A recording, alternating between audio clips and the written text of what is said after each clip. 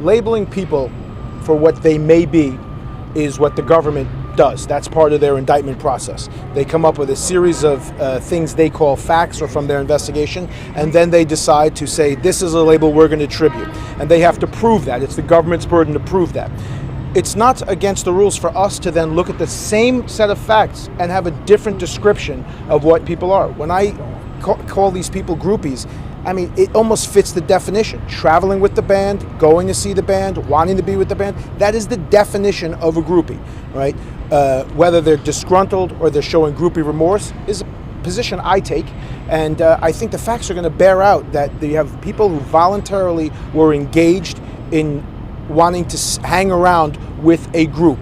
Now, the way the government paints it out to be an enterprise doesn't necessarily mean that R. Kelly was involved in a lot of these things, but that possibly people under him were, but they all want to point the finger upstairs. We're going to have to deal with that, but the discovery will help us break that down on who it is. That's like if someone to say all press is completely horrible. You'll be like, whoa, whoa, why are you picking on me? Someone does say that. Yeah, someone does say every that. day. It's the president, yeah.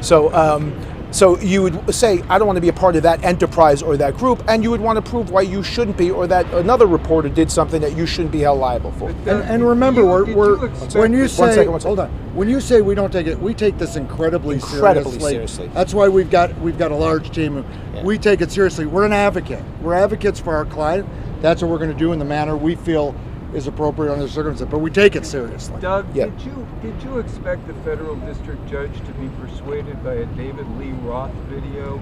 Is that really taking it seriously? Well, I very much take David Lee Roth seriously sometimes, but no.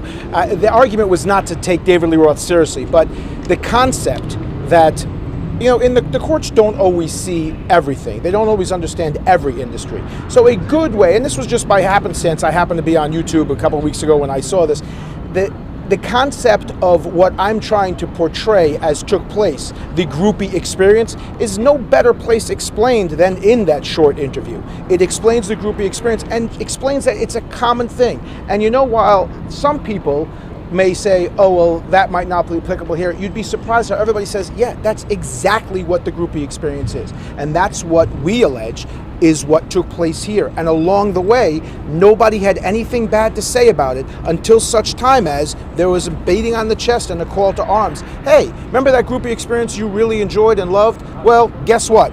That may be something that was bad for you. You want to talk about it? And here we are. You look old enough to remember Men at Work, right? You remember Men at Work? What was Men at Work's first big song?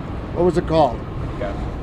Money for Nothing and Your Chicks for Free. I got my She was MTV. just 17, you know what I mean? People have some bad stuff. Dire Straits, I'm sorry. Thank you for watching this video from NBC4 New York. You can subscribe by tapping the button below me, and on the left you can see our latest updates, investigations, and digital exclusives. We'll see you next time.